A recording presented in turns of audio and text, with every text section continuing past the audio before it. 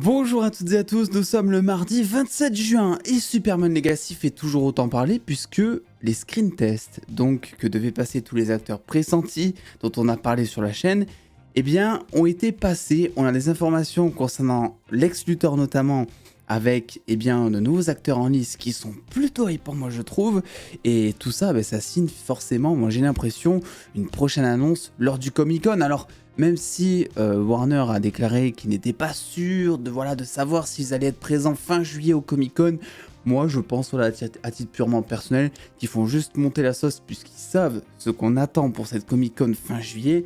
Et bien c'est notamment l'annonce du casting de Superman Legacy. Et bien aujourd'hui on revient surtout sur ce rapport du Hollywood Reporter. Alors il faut savoir que les informations qui fuitent des screen tests etc., c'est des informations qui sont fiables puisque Gunn a révélé il y a maintenant quelques semaines que ces informations fuitaient notamment de la part des agences, donc des agents, des acteurs directement concernés pour le rôle.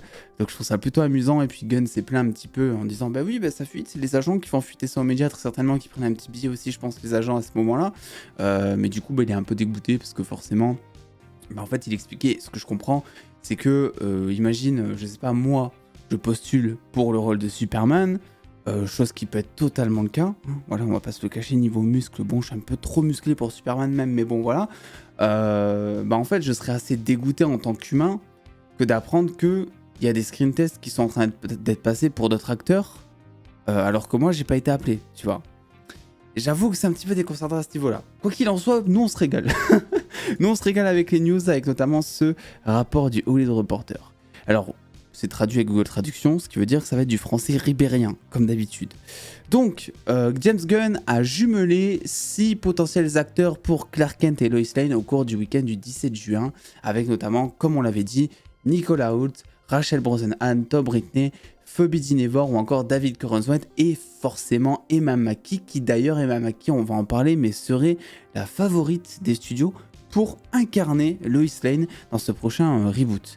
Donc ce que l'on apprend, selon les sources, Gunn a réuni 3 acteurs et 3 actrices pour Superman et Lois Lane respectivement, et samedi qui était le premier jour du test screening, les acteurs ont été vus dans des paires prédéterminés. Déjà ça c'est intéressant parce qu'ils ont associé certainement pour des tests d'alchimie, ils font tout le temps ça pour les rôles principaux. Ils ont associé certains acteurs entre eux, Nicolas Hoult et Rachel Brosnahan, Tom Britney et Phoebe Dynevor, et David Corenswet et Emma Mackey. Et c'est assez intéressant parce que David Corenswet et Emma Mackey, on va le lire plus tard, ça serait apparemment la favorite des studios, et David Corenswet en soi c'est aussi un favori des fans, des studios, de tout ça. Donc c'est plutôt intéressant là-dessus.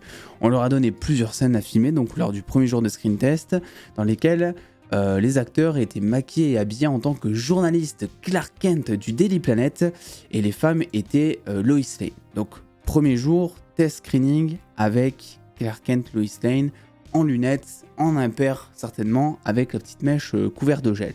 Puis dimanche le lendemain, Hoult, Britney et Corenswet ont fait une autre série de screen tests. Donc là on parle uniquement pour l'instant des 3 acteurs en lice pour jouer Superman, sont revenus le jour d'après pour incarner cette fois non pas Clark Kent mais Superman. Voilà, ils ont été mis dans un costume de Superman, alors potentiellement je sais pas quel costume parce que quand il y a des screen tests généralement on prend les anciens costumes puisque les costumes sont pas encore designés, donc ça veut dire que potentiellement Nicolas Hoult, Britney et David Corenswet ont mis le costume d'Henry Cavill pour faire ces screen tests, je sais pas. Fait intéressant, et c'est là où c'est très très intéressant justement, seule Emma Mackey a été rappelée ce jour-là pour faire un screen test très certainement d'alchimie avec tous ces acteurs. Et on va faire une petite pause là-dessus parce que après, t'as THR qui disent des sources avertissent que ce n'est pas parce que Mackey a été rappelée pour une deuxième journée qu'elle est favorite de Lane. Mais en vrai, les gars, je vais pas vous le cacher, quand t'as 3 actrices en lice pour jouer Lois Lane et que sur les 3 t'en as qu'une seule qui est rappelée pour tester un test d'alchimie avec les 3 acteurs en lice, c'est potentiellement que tu as peut-être validé ton choix de Lois Lane et que justement tu veux voir avec quel acteur ça va le mieux passer à l'écran, quoi, tu vois. Moi, c'est l'impression que j'en ai. Après, s'il faut, voilà, il y a plein de détails qu'on ne sait pas, on n'est pas en interne, etc. Mais je donne vraiment mon impression. C'est vrai qu'il est quand même compliqué d'envisager le fait que Emma Mackey, si elle est rappelée pour un second screen test, eh bien, ne soit pas la favorite. J'ai une petite pensée par contre là pour les autres actrices, je viens d'y penser, qui potentiellement n'étaient pas au courant qu'il y avait un deuxième screen test et qui ont lu ce rapport de THR parce que depuis hier soir où ça a été publié, genre aux alentours de 23h, eh bien, ça fait beaucoup parler, notamment, donc RIP. On verra ce qu'il en est, mais en tout cas, ça doit bien stresser. On va un petit peu descendre parce qu'il me semble qu'il y a quelque chose encore de très intéressant.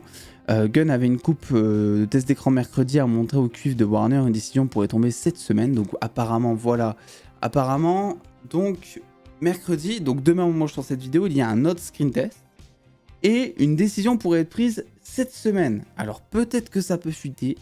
Peut-être que ça ne fuitera pas. Dans tous les cas, on est toujours dans cette dynamique de ce que je vous dis maintenant depuis des mois et des mois, disant que le casting normalement devrait être validé comme par hasard avant le San Diego Comic Con. Ce qui veut dire, moi je vous le dis, que si Warner est présent pour le Comic Con, sachant en plus que normalement Marvel n'est pas là, en tout cas pour faire de très grosses annonces, eh bien ça va être le moment d'exister et donc d'annoncer ce casting de Superman Legacy qui est genre le truc le plus attendu chez DC à l'heure actuelle, quoi. Et le Snyderverse, mais bon, ça c'est encore un autre débat. Une fois que les décisions concernant Kate et Lane seront prises, Gunn, en gros, visera la prochaine vague de casting. Des sources affirment qu'il existe également une shortlist pour le méchant Lex Luthor. Et apparemment, ce sont les frères Alexander et Bill Skarsgård qui seraient présents dans les favoris de James Gunn pour incarner Lex Luthor. Et concernant Nicolas Hoult, il n'est pas clair si en gros il passe le casting pour Lex Luthor ou s'il passe le casting pour Superman Clark Kent. C'est vrai qu'au départ, Nicolas Hoult, la première fois qu'on en a entendu parler pour Superman Legacy, c'était pour Superman. Et quelques heures après, de nouveaux rapports sont tombés en disant que finalement, en fait, ça serait plus pour Lex Luthor. Et moi, ça me fait énormément penser, notamment, eh bien, à l'acteur notamment de l'épouvantail dans Batman Begins, c'est ça, qui de base avait passé le casting pour jouer Bruce Wayne. Et au final, c'est Nolan, le réalisateur, qui lui a dit oh, peut-être que toi tu serais bien en épouvantail, non? Et plein de fois, ça fait ça aussi pour Tom Hiddleston, qui avait passé le casting pour jouer Thor, et au final, il s'est retrouvé Loki, on le voyait plus en Loki. Et Nicolas Hoult, j'ai l'impression que c'est un peu ça, en mode il est venu pour Superman, on lui a dit bon, il faut que tu prennes de la masse, un petit peu c'est sûr, parce que Nicolas Hoult, moi je trouve que c'est un superbe acteur, mais c'est vrai qu'en soi, t'as du mal pour l'instant, même avec le costume rembourré et tout, à l'imaginer en tant que Superman. Par contre, Lex Luthor, c'est vraiment un autre délire, et moi, un Nicolas Hoult chauve qui la joue en mode diabolique sympa, je pense que ça peut le faire, vraiment. Mais à côté, bien visiblement, on a quand même Bill Skarsgård, quoi. Bill Skarsgård, moi je suis vraiment très chaud, il a peut-être trop un air de psychopathe même. Je sais pas, pour moi Lex Luthor, il doit être un peu...